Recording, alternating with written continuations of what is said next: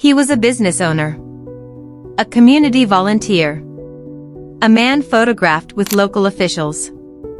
Yet beneath that public image was one of the most disturbing criminal cases in American history. This is not just the story of crimes. It is the story of how warning signs were missed and how a community learned too late. Background: in the early 1970s, John Wayne Gacy lived in suburban Illinois near Chicago. He owned a contracting business. He was active in local politics and civic organizations. On the surface, he projected stability and ambition. But public success can conceal private instability.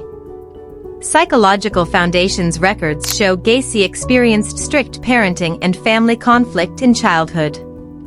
He sought validation from authority figures.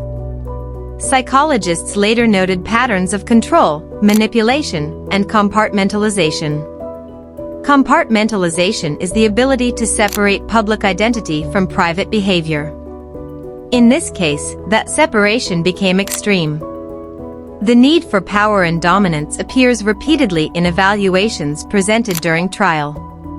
The events throughout the 1970s, multiple young men and teenage boys disappeared in the Chicago area. Families reported them missing. Many cases received limited immediate attention. At the time, missing persons coordination across jurisdictions was not as advanced as today. Gacy often offered work opportunities through his contracting business.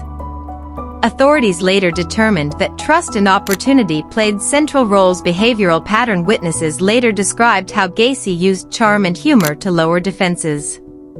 This reflects a manipulative behavioral strategy: establish rapport, create perceived safety, exploit trust. Psychologists call this grooming behavior, gradual boundary testing combined with reassurance. His social confidence masked deeper pathology. The investigation in 1978, the disappearance of a teenager named Robert Piest, intensified scrutiny. Investigators traced the last known contact to Gacy. Surveillance began. This marked a turning point.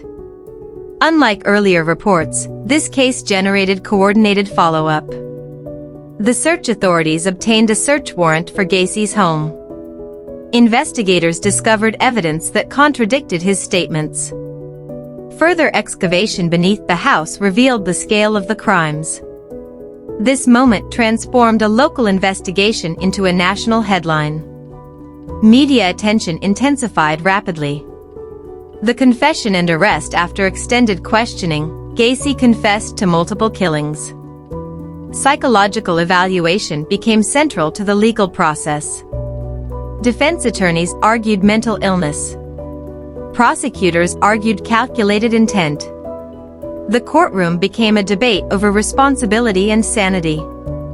Outcome: in 1980, Gacy was convicted on multiple counts of murder.